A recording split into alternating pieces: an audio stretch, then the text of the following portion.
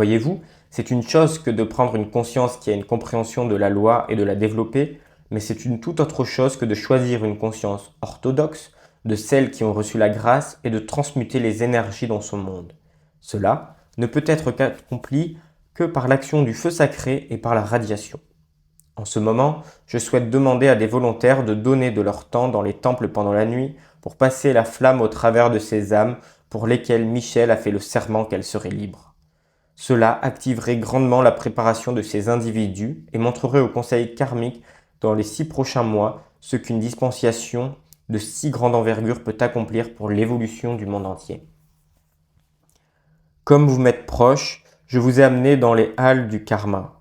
J'ai été devant ces juges chaleureux et j'ai dit, Grand Seigneur du karma, voici ceux dont brillent les archives de la vie, dont le cœur bat vrai, dont l'âme attend le cri triomphal de la liberté pour entrer dans le grand royaume de l'immortalité.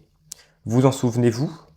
Je vous ai assisté dès l'instant où vous vous êtes agenouillé devant le grand juge, quand tous les membres de cette grande cour, d'une seule voix, vous accordèrent l'incarnation dans la forme de la chair, par lequel vous devez écrire la dernière page dans l'histoire de votre expression de vie. À votre retour, je serai le premier à vous accueillir. Je parle maintenant à la mémoire que je réveille en vous. Ne dormez plus dans la limitation des sens extérieurs. Vous êtes les esprits gardiens venus sauver une planète. Vous êtes ici pour enflammer un peuple et pour ressusciter ceux qui vivent dans le linceul de la mort de leur propre création humaine.